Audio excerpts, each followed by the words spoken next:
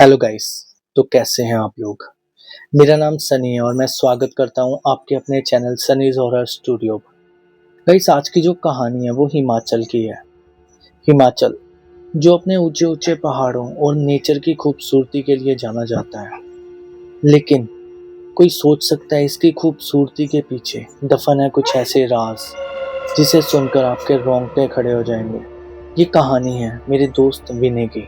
विनय हिमाचल के एक छोटे से गांव का रहने वाला है। इसका जो गांव है वो शिमला से करीब 30 किलोमीटर दूर पड़ता है। बात है आज से 3 साल पहले की, जब विनय ने अपनी एमबीए कंप्लीट की थी।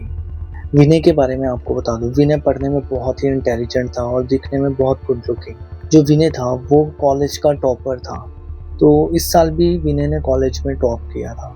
तो जैसा कि गाइस आपको पता होगा, कई बड़े बड़े कॉलेजेस यूनिवर्सिटीज में कई कॉर्पोरेट कंपनीज स्टूडेंट्स को जॉब देने के लिए आती हैं। तो इसी तरह की कुछ कंपनीज हमारे कॉलेज में भी आई थी, जिसमें विनय की बहुत ही अच्छी जॉब लग जाती है और उसका सैलरी पैकेज भी बहुत ही अच्छा होता है। ये बात विनय फोन पर अपने परिवार को बताता है और इसका परिवार ये चीज सुनकर बहुत खुश होता है। अभी ज्वाइनिंग में थोड़े दिन बाकी थे, तो विनय ने सोचा थोड़े दिन अपने घर में अपनी फैमिली के साथ रहकर आता हूँ और अपने जो फ्रेंड्स हैं उनको भी मिलाऊंगा। तो फिर क्या था, अगले दिन ही विनय अपने गांव के लिए निकल जाता है। लेकिन इस बार जब वो गांव पहुंचता है तो उसे बहुत ही नेगेटिव सी वाइब आ रही होती है। बहुत सन्नाटा सा होता है, बहुत खामोशी सी होती है गांव में। तो वो अपने घर पहुंचता है। अब उसका परिवार बहुत ही खुश होता है उसके आने से। सभी मिलके बातें वगैरह करते हैं, खाना वगैरह खाते हैं। तो अब जो विनय था वो अपनी माँ से पूछता है कि माँ, इस बार मैंने गांव में एक अजीब सी खामोशी महसूस की है। सब ठीक चल रहा है ना गांव में। ये बात सुनकर विनय की माँ का रंग सफेद हो जाता है। वो झिझकते हुए कहती है, हाँ बेटा, सब ठीक चल रहा है, कुछ नहीं। तू काफी टाइम बाद आया है ना गांव, शायद इसलिए तुझे लग रहा हो। अब सारा दिन ऐसे ही निकल गया। शाम को विनय ने अपनी माँ से कहा, माँ, मैं अपने दोस्तों से मिलने जा रहा हूँ, रात तक वापिस आऊंगा। विनय की माँ ने कहा, ठीक है बेटा, चला जा, लेकिन एक बात का ध्यान रखना कि जंगल की तरफ मत जाना। विनय को थोड़ा अजीब लगा ये सुनकर, बट फिर उसने सोचा कि शायद रात के टाइम जंगल में जंगली जानवर वगैरह घूमते हैं, इसलिए माँ ने मना किया हो। तो विनय ने इस बात की तरफ ज्यादा ध्यान नहीं दिया और वो अपने दोस्तों से मिलने चला गया। अब विनय अपने दोस्तों के पास जाता है। अब सभी दोस्त विनय को देखकर बहुत खुश होते हैं। वो पुरानी बातें छेड़कर बैठ जाते हैं कि यार कितना बढ़िया लगता था जब हम खेलते थे, जो भी। वो बातें करते करते कब रात हो जाती है उन्हें पता ही नहीं चलता। अब ये सब घर जाने लगे, तो विनय ने कहा, यार काफी रात हो गई है, हम शॉर्टकट से निकलते हैं, जंगल वाले रास्ते से जल्दी घर पहुंच जाएंगे। तो इसका दोस्त कहता है, नहीं विनय, इस टाइम ये जंगल वाला रास्ता बिल्कुल भी सेफ नहीं है। हम ये दूसरे रास्ते ही जाएंगे, जो मेन वाला रास्ता, उसी से चलेंगे घर। विनय ने पूछा, यार ऐसा क्या है इस रास्ते में जो सब इतना डर रहे हैं? पहले भी तो इसी रास्ते से जाते थे, मेरे जाने के बाद ऐसा क्या हो गया भाई? मैं भी जब गांव में आया हूँ तब मुझे भी थोड़ी नेगेटिव वाइब्स वगैरह आ रही थी, क्या कोई बात हुई है?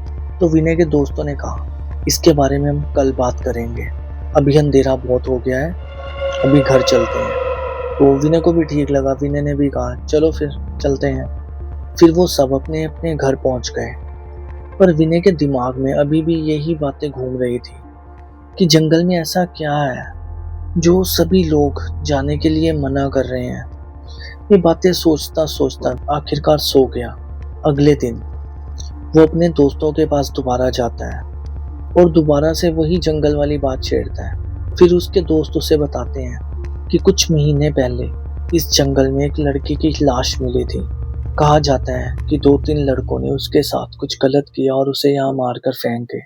उस दिन के बाद कई लोगों को उस लड़की की आत्मा दिखाई दी है, और भाई जिसे भी वो आत्मा दिखाई दी है वो पागल हो गए और कुछ दिन बाद मर गए। विनय ने इस बात को मजाक में लिया और कहने लगा, भाई तुम आज की जनरेशन के होकर भी इन बातों में यकीन रखते हो? ऐसा कुछ नहीं होता। उसके दोस्तों ने कहा, भाई तुझे मानना है तो मान, नहीं मानना तो मत मान। पर ये बात सारे गांव वालों को पता है। विनय को अब बहुत क्यूरियोसिटी हुई। विनय ने सोचा, यार एक बार तो जंगल में जाकर देखना ही पड़ेगा कि सच्चाई है क्या। अब विनय ने सोचा कि मैं रात को अकेला जंगल में जाकर देखूंगा कि ये सारा माजरा क्या है। अब धीरे धीरे रात होती है। रात होते ही विनय अपने माता पिता के सोने का वेट करता है। जैसे इसके माता पिता सोते हैं, विनय धीरे से घर का दरवाजा खोलता है और जंगल की तरफ निकल जाता है। लेकिन वो जाता जाता अपने साथ एक कुल्हाड़ी ले लेता है, क्योंकि रात के टाइम जंगल में जंगली जानवर वगैरह भी घूमते हैं, तो अकेले खाली हाथ जाना जंगल में सेफ नहीं होगा। अब वो जंगल के पास पहुंचता है, लेकिन उसे कुछ भी दिखाई नहीं देता, ऐसा कुछ भी जिसके बारे में लोग बताते हैं।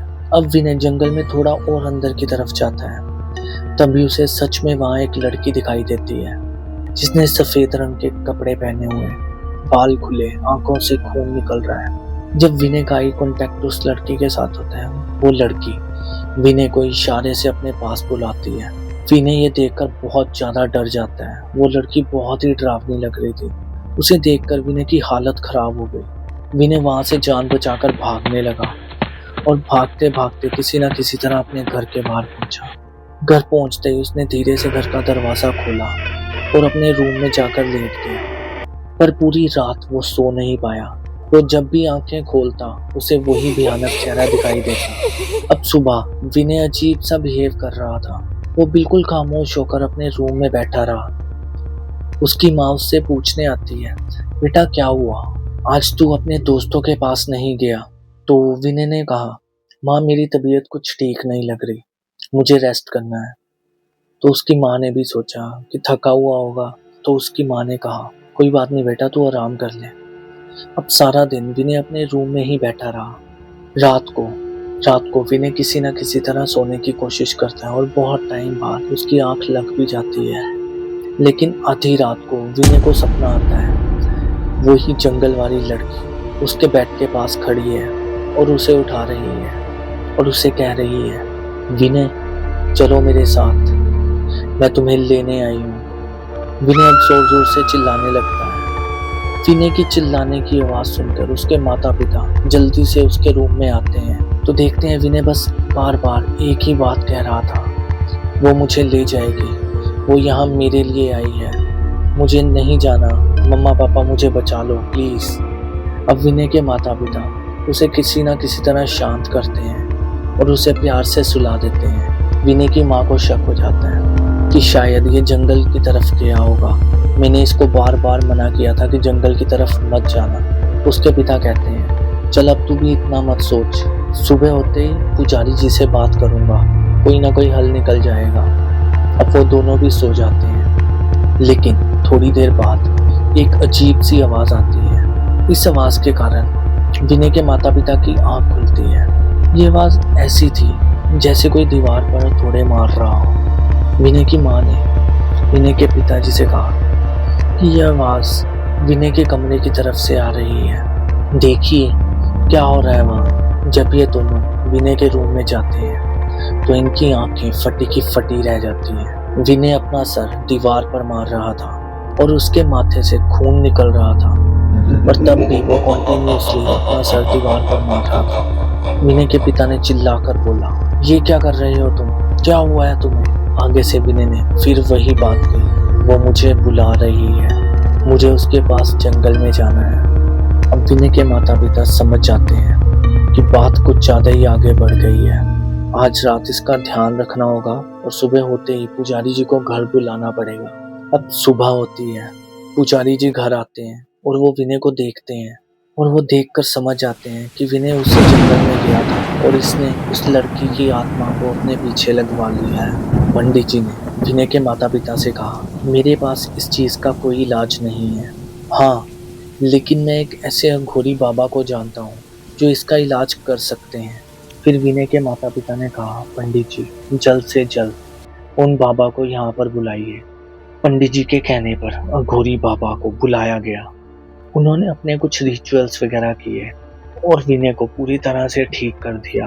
आज इस बात को 3 साल हो गए हैं अब विनय बिल्कुल ठीक है और उसके साथ दोबारा कभी भी ऐसी कोई चीज नहीं हुई।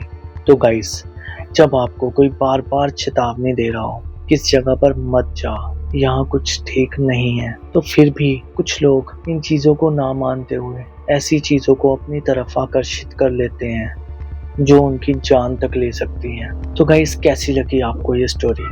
अगर अच्छी लगी हो तो प्लीज लाइक, सब्सक्राइब और शेयर जरूर करना। Thank you guys.